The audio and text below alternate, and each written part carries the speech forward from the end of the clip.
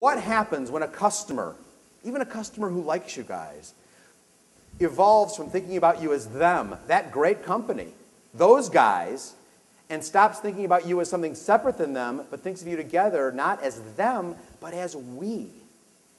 When your customer, when their beliefs about you, these beliefs, remember belief and loyalty are the same thing, when their belief about you evolves to the point where you're not separate, you're not them, but you are we, think what happens. How much time does your customer spend in a given day thinking about your business or your kind of business? Very little. How much time do they spend thinking about themselves? Every waking moment. Them, they, the third person, it's pretty cold out there. When they invite you into the first person, we, it is a completely different way of thinking about things. So let's dig into the idea of what a we relationship is and how you build it and how it relates to what you do on your job. My belief is that in these days where we've got all these competitors trying to do what we're doing, and there's so much product proliferation and so many great competitors out there, relationships have become the true differentiator. Relationships are what really differentiate us in the world. Now what about, let's take my relationship with American Airlines. Anybody from American here? Sorry if you are. In my relationship with American Airlines, I flew down here last night. They give me miles. I accumulate miles that I can redeem to any destination at any time of of their choice. And then, because of this dependence I have on them, if I make a mistake and need to change a flight, they can reach in my wallet and grab $100. Wow, that's a great relationship.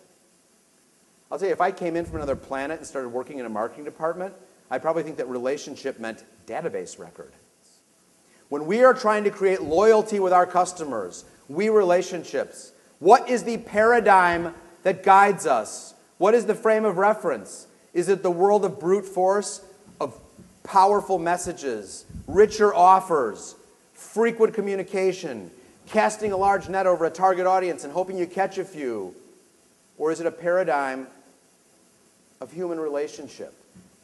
Are we guided by the rules of advertising? Or are we guided by the rules that make people want to be loyal to each other? I just selected pictures of people who I thought looked like they cared for each other. They had a relationship. They like to do stuff together. Think about it. If I wanted to be your friend, what's your name? What?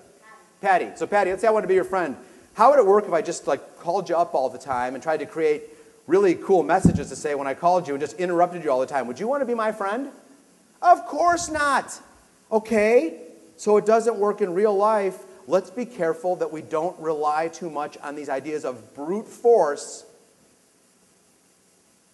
that Darren and Larry and Roger and Don taught us about and all the world of advertising taught us about. Most of you don't do advertising, but let's be careful how much it can influence if we don't realize that unlearning it is hard.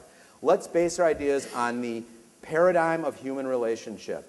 Recognize that every time you interact with a customer, only three things can happen. Think about this. You interact with a customer, what can happen?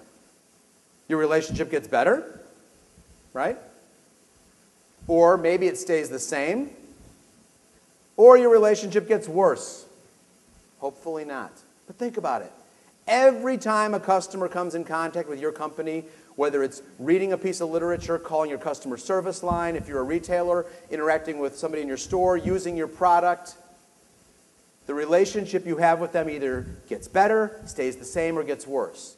What does it feel like when you're really engaged in the moment with somebody, when you're in conversation, you're both really there? Now let's flip it around. What does it feel like when somebody is not engaged in the moment with you? How many times did this happen last week? You're on the phone with somebody, and you're talking, and you say something, and their response comes a split second late, right? What are they doing? Yeah, they're on their computer, surfing the web, doing emails. Can you tell when somebody's not fully engaged in the moment with you? Can somebody tell when you're not engaged in the moment with them? Or maybe you're at a party, and you're talking to somebody, and while you're talking, they're looking over your shoulder. I'm sure that wouldn't happen to you. But, you can tell when somebody's not fully there with you. One of the great myths of our modern life is that we can multitask. Like a single processor computer, it doesn't multitask, it time slices, right? That's really what we do. We don't multitask. And if you're talking to somebody and their BlackBerry goes off and they look down at it, they are not engaged with you. If they're trying to read the email and talk to you, they're not doing either one of them. The first element of a relationship building encounter is full engagement. Full engagement. How many of you remember the movie 50 First Dates? Remember this? Adam Sandler, Drew Barrymore. It's probably too big a room. I'd ask you to say the plot, but I don't know if everybody could hear you, Avi. But what it is, if those of you don't know, they have this great first date, and the next day, Adam Sandler's character goes back to pick her up and go for their second date. She can't remember him. She's got a memory problem. And every day she forgets what happened the day before. Now, most people thought of this movie as a romantic comedy. To me, this was a business movie. Why? Because this is what it's like to do business with most companies. 92% of Kimpton guests who said I'm in a relationship with them said I give them more business because of it, and 84% from Cold Stone. So if you need to persuade your colleagues, the CFO with the purse strings, believe me, relationships move the needle. There is so much latent profit in your existing customer base, and if you can develop relationships with those customers, you will move the needle. You will show results. Customers will believe things about you that will encourage them to act in ways that unleash that latent profit.